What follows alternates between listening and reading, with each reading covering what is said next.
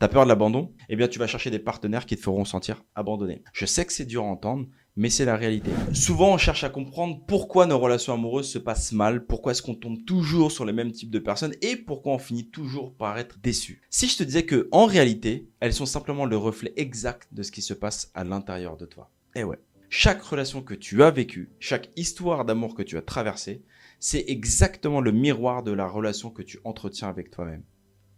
Je sais ce que tu te dis. La réalité, c'est que tu n'as peut-être pas envie de l'entendre aujourd'hui, mais c'est un fait. Tes blessures, tes doutes, ta confiance, ton amour-propre, tout ça influence directement la qualité de tes relations. Alors aujourd'hui, dans cette vidéo, on va plonger dans ce sujet fascinant qui est pourquoi est-ce que tes relations amoureuses sont un miroir de ta relation avec toi-même et surtout, comment cette prise de conscience peut littéralement tout transformer dans ta vie amoureuse. Bon, la première chose que tu dois comprendre, c'est que l'amour que tu as pour toi-même va considérablement déterminer l'amour que tu vas accepter des autres. C'est-à-dire que si tu ne te respectes pas, si tu ne t'aimes pas véritablement, eh bien, inévitablement, tu vas attirer des personnes qui ne te respecteront pas et ne t'aimeront pas comme tu le mérites.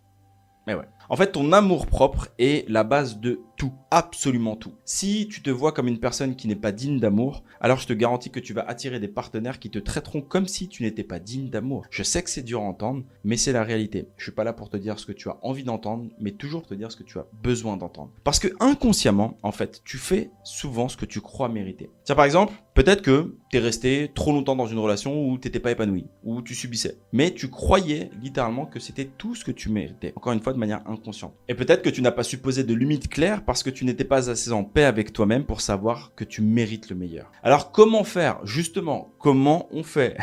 La clé, c'est de travailler sur ton estime de toi-même. Donc si tu veux une relation saine, commence par t'aimer toi-même et comprendre ta valeur parce que je te garantis que tu as de la valeur. Il faut simplement l'identifier et la définir.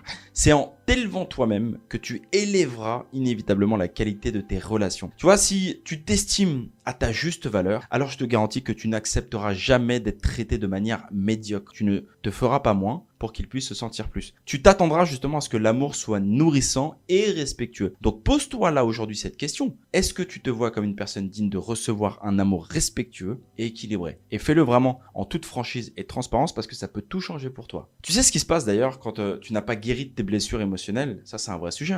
Elles viennent se répercuter dans tes relations amoureuses. Si tu as des peurs qui sont non résolues, des doutes ou même des traumatismes du passé, eh bien alors tu les projetteras sur ton partenaire même s'il a absolument rien à voir avec ça. T'as peur de l'abandon? Qu'est-ce que tu vas faire? Eh bien, tu vas chercher des partenaires qui te feront sentir abandonné. Tu as peur de l'intimité? Eh bien, tu vas repousser inconsciemment l'amour et t'attirer des partenaires émotionnellement indisponibles. Peut-être que tu n'as pas réglé tes problèmes de confiance en toi. Ok.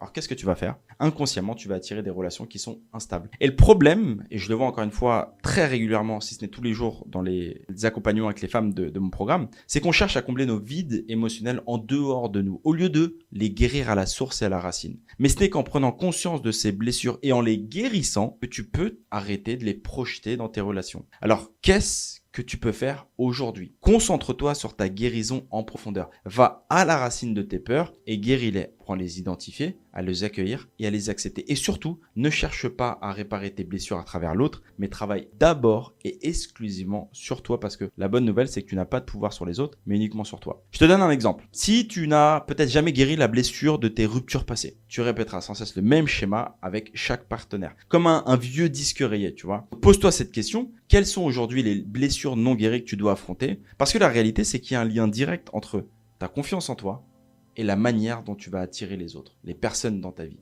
Je parle des hommes, mais c'est vraiment assez large, tous les cercles sociaux confondus. Si tu as une confiance faible, tu vas avoir tendance à attirer des personnes qui exploitent cette vulnérabilité et donc tu vas accepter des relations toxiques parce que tu n'as pas la force intérieure de dire non à ce qui ne te respecte pas. Mais quand tu as confiance en toi, tu sais où sont tes limites et tu ne laisses personne ne les franchir. Tes deal breakers sont maîtrisés. Pourquoi? Parce que tu n'as pas besoin de l'approbation des autres. Tu sais que tu es digne d'amour et ça attire justement des personnes qui respectent ton espace, tes besoins. Donc la confiance en soi, c'est aussi savoir quand partir. Quand une relation ne te nourrit plus, quand tu sens qu'elle te tire vers le bas, tu n'hésites pas à partir. Car tu sais justement que tu mérites mieux et que tu es destiné à bien mieux dans ta vie. Imagine une personne qui reste dans une relation où elle se sent toujours rejetée. Cette personne, elle accepte ce traitement parce qu'elle croit qu'elle n'a pas d'autre choix. Or, c'est pas le cas. Ce n'est pas du tout le cas. Bon, à ce stade, j'ai envie de dire que tu comprends maintenant que tes relations amoureuses sont souvent un miroir. Le miroir de toi-même. Ce qui se passe dans tes relations, c'est pas un accident. C'est vraiment le reflet que tu entretiens à l'intérieur de toi-même. Tes blessures, ta confiance, ton amour-propre, tout ça va justement faire que tu attires telle ou telle personne. Donc si tu veux une relation saine, commence par travailler sur toi. Prends la responsabilité de ça. Si tu veux l'amour véritable, alors commence par t'aimer et te respecter en priorité. Parce que tu n'attendras pas que l'autre te comble, tu seras